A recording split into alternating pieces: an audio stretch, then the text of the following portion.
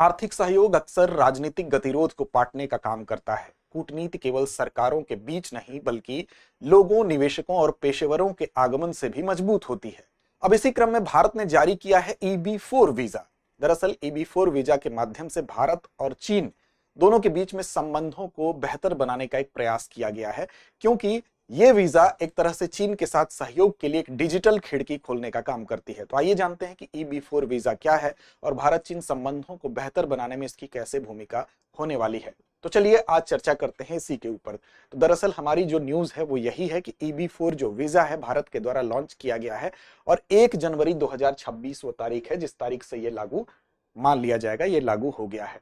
अब चीनी कारोबारी और पेशेवर जो लोग हैं उनको इस वीजा के माध्यम से भारत में आने और कुछ इसकी लिस्टिंग है उन कार्यों को करने की स्वतंत्रता मिलेगी इस वीजा को धारण करने के बाद। विशेष तौर पर अगर कहें तो व्यावसायिक और उत्पादन संबंधी जो गतिविधियां हैं इस वीजा को धारण करने वाले लोग भारत में आके उसको कर सकेंगे। तो आइए जानते हैं कि इसके क्या क्या लाभ होंगे। सबसे पहले इस वीजा के बारे में कुछ मूलभूत बातें। देखिए, सबसे पहले तो ये समझना आवश्यक है कि वीजा होता क्या है। तो वीजा क्या होता है? एक प्रकार का एक दस्तावेज होता है, एक प्रकार का एक डॉक्यूमेंट होता है, एक अनुमति पत्र होता है, एक लेटर होता है, जिससे कि कोई विदेश का नागरिक जो होता है वो आपके देश में, जिस देश का वीजा धारण करता है उस देश में प्रवेश करने, उस देश में यात्रा करने, वहां पर ठहरने की अनुमति प्राप्त करता है। तो ये एक प्रकार का आधिकारिक दस्तावेज होता है। अब इसी कैटेगरी में जो ई वीजा होता है, ई वीजा बेसिकली क्या होता है? वीजा की जो पहले लंबी प्रक्रिया होती थी, लंबी थकाऊ प्रक्रिया होती थी, ब्यूरोक्रेसी से गुजरना पड़ता था, उसको शॉर्ट करते हुए एक ऑनलाइन माध्यम में वीजा के लिए एक व्यवस्था बनाई गई, उसको ई वीजा कहते हैं। उसी ई वीजा में एक श्रेणी ये है जो अभी लॉन्च की गई है। ये कैसी श्रेणी है? तो ये श्रेणी विशेष तौर पर जो पेशेवर लोग हैं, काम करने वाले लोग हैं, उनको सुविधा मुहैया कराने के लिए इस वीजा को, विशेष तौर पर चीन के लोगों को भारत में आने के लिए इसको भारत के द्वारा 1 जनवरी 2026 से प्रभावी करते हुए इसको लॉन्च किया गया है। अब पूरी तरह से इसके माध्यम से ऑनलाइन आवेदन किया जा सकेगा। इसके लिए आपको दूतावास जाने की जरूरत नहीं होगी। इसके लिए किसी भी आपको बीच के जो एजेंट होते हैं उनकी आवश्यकता नहीं होगी। अब इस वीजा को जारी होने में 45 से लेकर 50 दिन का समय लगेगा, क्योंकि इसमें वो तमाम वेरिफिकेशन के जो काम होते हैं वो सारी प्रक्रिया पूरी कर ली जाएगी। लेकिन फिर भी ये समय काफी कम है उस हिसाब से देखा जाए तो। और इस वीजा को धारण करने के बाद भारत में अधिकतम 6 माह तक यहाँ पर रहने की अनुमति, ठहरने की अनुमति मिलेगी। तो EB4 वीजा की ये प्रमुख कुछ विशेषताएं थी। लेकिन इसके अलावा इसमें कौन कौन से लोग यहाँ आ सकते हैं, किस किस काम को करने वाले लोग यहाँ पर आ सकते हैं इस वीजा को धारण करने के बाद, उस पर भी हम चर्चा करेंगे। लेकिन उससे पहले आपको बता दें कि दृष्टि आईएएस की तरफ से हम आपके लिए लेकर आए हैं एक बहुत ही शानदार कोर्स।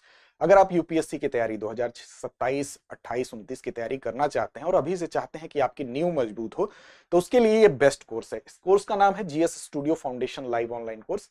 24,999 रुपए इसकी मात्र कीमत है। तो इसी कीमत में आपकी प्रीलिम से लेकर मेंस तक की तैयारी पूर्ण होने वाली है। वास्तव में ये कीमत भी इसकी कीमत नहीं है। अभी इस कोर्स को आप लेंगे, लेकिन बाद में जब ऑफलाइन बैच आप ज्वाइन करते हैं तो इस पूरी की पूरी फीस को आपको उसमें एडजस्ट कर दिया जाएगा। तो एक तरह से ये निःशुल्क कोर्स हुआ। अब इसमें 1250 प्लस घंटों की कक्षाएं भी मिलेंगी, 2 साल के करंट अफेयर्स की क्लासेस का एक्सेस, आपको प्रिंटेड मटेरियल भी मिलेगा और वो तमाम गाइडेंस के साथ साथ 18 क्लास टेस्ट भी आपको देने को मिलेंगे, प्रीलिम्स से लेकर मेंस तक दोनों के टेस्ट इसमें होंगे। अब इस कोर्स में इस फीस में भी आपको डिस्काउंट मिलेगा अगर आप ये कोड इसमें लगाते हैं AMITABH। तो आपको दृष्टि लर्निंग ऐप पर जाकर इस कोड को जब अप्लाई करेंगे तो इस फीस में भी अतिरिक्त छूट आपको मिलेगी। अब बैच की बात करें तो हिंदी माध्यम का बैच प्रारंभ हो चुका है, इंग्लिश मीडियम का 6 जनवरी से प्रारंभ हो रहा है और इंग्लिश मीडियम का 7 जनवरी 6 बजे से प्रारंभ हो रहा है। कूपन कोड अमिताभ अतिरिक्त छूट के लिए इस्तेमाल करें। अब देखिए, EB4 जो वीजा है इसको किस किस काम के लिए उपयोग में लिया जा सकता है। तो देखिए, इसके लिए जो विभिन्न लिस्टिंग बनाई गई है, ई प्रोडक्शन इन्वेस्टमेंट बिजनेस वीजा इसका नाम है। यानी कि विशेष तौर पर इसका मुख्य फोकस क्या है कि जो बिजनेस यानी कि व्यापार को, भारत और चीन के बीच में जो व्यापारिक गतिविधि है उसको कैसे और बेहतर बनाया जा सके। क्योंकि दो देशों के बीच के संबंध अगर प्रभावित होते हैं तो आर्थिक संबंध ही ऐसा संबंध होता है जिसके माध्यम से आज पूरे विश्व में जितनी भी लड़ाई हो रही है उसके पीछे मुख्य कारण क्या है? आर्थिक कारण है। तो अगर दो देशों के बीच आर्थिक संबंध बेहतर होंगे तो उनके संबंध आपसी अपने आप बेहतर होने लगते हैं। और इस दिशा में इससे पहले जब चीन ने अपना के वीजा जारी किया, H1B वीजा की जंग के बीच में, जब H1B वीजा अमेरिका ने उसकी सीमाओं में सख्ती बढ़ाई, उसकी कीमत बढ़ा दी, तो सबसे ज्यादा नुकसान भारत को हुआ। भारत के जो पेशेवर थे वो सबसे ज्यादा H1B वीजा धारण करते थे, तो उसको ध्यान में रखते हुए चीन ने क्या किया कि के वीजा जारी किया अपना, जिसमें कि ऐसे पेशेवर जो हैं जिसमें सबसे ज्यादा तादाद भारत के लोगों की थी, उनको एक तरह से आकर्षित करने के लिए। तो इसी तरह से चीन के साथ हमारे संबंध को बेहतर बनाने में इस वीजा का भी, जो कि EB4 वीजा है, इसका भी बेहतर रोल होने वाला है। तो इसमें अब किसको किसको ये मिलेगा, यानी कि ई प्रोडक्शन इन्वेस्टमेंट बिजनेस वीजा जो है ये किस किस काम के लिए दिया जाएगा, उस पर भी एक चर्चा कर लेते हैं। तो देखिए, ये वीजा जो है बेसिकली ये किसी भी, हम कह सकते हैं इसकी 45 से 50 दिन की वैलिडिटी, 45 से 50 दिन बनने का समय, 6 महीने तक वैलिडिटी है। किस किस काम के लिए दिया जाएगा, मान लीजिए वहां से चीन से कोई व्यक्ति यहां पर आकर कोई मशीन लगाना चाहता है, कोई उपकरण लगाना चाहता है, उसको स्टैब्लिश करना चाहता है या उसकी कमीशनिंग होनी है, तो इस काम के लिए उसको मिल सकता है 6 महीने तक का उसको पूरा टाइम मिलेगा। उसके मेंटेनेंस की, अगर गुणवत्ता की जांच करनी होगी, क्योंकि गुणवत्ता की जांच करना, उसका रखरखाव, इसको देखना भी आवश्यक होता है। फिर उत्पादन और विनिर्माण यानी कि प्रोडक्शन करना है, तो उसके लिए भी शुरुआती कुछ समय चाहिए होता है। तो इस काम के लिए ये वीजा वो अप्लाई कर सकता है। साथ साथ IT और REP, REP क्या होता है, तो एंटरप्राइजेस रिसोर्स प्लानिंग जिसको कहते हैं, यानी कि सॉफ्टवेयर का एक ऐसा सिस्टम होता है जिसमें कि स्टॉक, आपके उत्पादन, कर्मचारी और सप्लाई चेन, इनको एक साथ समायोजित किया जाता है। इसको कहते हैं ERP, यानी कि एंटरप्राइजेस रिसोर्स प्लानिंग। तो इस काम के लिए भी, IT प्रौद्योगिकी के लिए भी वो आ सकता है, यहां पर इस वीजा को अप्लाई कर सकता है। इसके अलावा अगर भारत में आकर उसको ट्रेनिंग देनी है, किसी को मशीन या सॉफ्टवेयर की है, अगर तकनीकी को सिखाना है, तो उसके लिए भी वो अप्लाई कर सकता है। यानी कि यहाँ इन्वेस्ट भी करेगा, और अगर उसको लगता है कि शुरुआती उसके परिचालन के लिए तकनीकी के को दूसरे को समझाने के लिए ट्रेनिंग दिया जाना जरूरी है, तो मान लीजिए कोई नई रोबोटिक मशीन ही है, वो चीन से भारत आती है और भारत में उसके लिए लोगों को ट्रेन करना जरूरी होता है, तो इसके लिए भी वो चाहेगा तो वो EB4 वीजा के जरिए यहाँ पर अप्लाई करके 6 महीने तक वो यहाँ पर रुक के ट्रेनिंग दे सकता है। एक सप्लाई चेन डेवलपमेंट के लिए भी ये वीजा अप्लाई किया जा सकता है। जैसे मान लीजिए कोई भी कच्चा माल है, कच्चे माल से तैयार माल होने तक की एक पूरी जो प्रक्रिया होती है वो एक सप्लाई चेन होता है। अब उस चेन में, उस सप्लाई चेन की उस श्रृंखला के निर्माण के लिए विक्रेताओं का एक पैनल भी बनाना है। मान लीजिए आपने कोई चीज वहां पर बनाया, यहाँ पर कच्चे माल से तैयार माल हुआ, और फिर उसके लिए एक चेन, एक श्रृंखला तैयार करना है, विक्रेताओं का एक पैनल बनाना है, तो उसके लिए भी आप चयन करना है आपको विक्रेताओं का, तो उसके लिए भी आप इस वीजा को अप्लाई कर सकते हैं। कोई प्लांट है, उस प्लांट को डिजाइन करना है, फिर उसके संचालन की शुरुआत करनी है, उस कारखाने की रूपरेखा तैयार करनी है, प्रारंभिक संचालन भी कराना है, तो इसके लिए भी ये वीजा अप्लाई किया जा सकता है। साथ ही साथ अगर कोई वहां की कंपनी है जो यहाँ पर भी निवेश करना चाहती है, तो उसके कोई सीनियर मैनेजर हो गए, सीनियर मैनेजमेंट और एग्जीक्यूटिव है, उसकी जो यात्राएं हैं वो करनी है अगर यहाँ पर, तो उसके लिए भी हम कह सकते हैं कि EB4 जो वीजा है वो उसके जरिए अप्लाई कर सकता है। तो ये तमाम ऐसे फील्ड है जिसके अंतर्गत जिन कार्यों को करने के लिए ये वीजा अप्लाई किया जा सकता है, यही बात आपको यहाँ पर बताई गई है।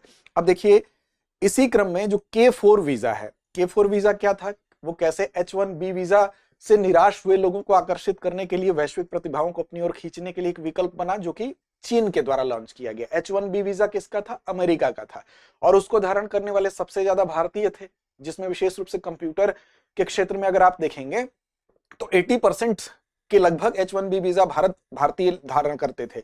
लेकिन उसकी फीस बहुत बढ़ा दी गई, सीमाएं जब सख्त की गई, तो उसका दुष्परिणाम भारतीयों पर पड़ना स्वाभाविक था। अब इसको आकर्षित करते हुए चीन ने अपना के वीजा जारी किया था, जिसमें कि कुछ ढील दी गई थी। उस ढील के अंतर्गत ही देखें तो विज्ञान, प्रौद्योगिकी, इंजीनियरिंग और गणित के क्षेत्र में जो लोग विदेशी युवा पेशेवर जो ट्रेंड थे, उनको अपने तरफ चीन में आकर्षित करने के लिए चीन ने अपना के वीजा जारी किया, जिसमें यह कहा गया कि किसी भी चीनी कंपनी या संगठन के बुलावे की जरूरत भी नहीं है, यहां तक कि बहुप्रवेश, यानी कि कई बार इस वीजा को, के वीजा को धारण करने के बाद आप चीन में आ सकते हैं। साथ साथ यह भी कहा गया कि आपको बहुत सारे कामों को करने की स्वतंत्रता भी उसमें दी गई, जैसे कि आपका शिक्षा हो गया, अनुसंधान हो गया, व्यवसाय हो गया, स्टार्टअप हो गया।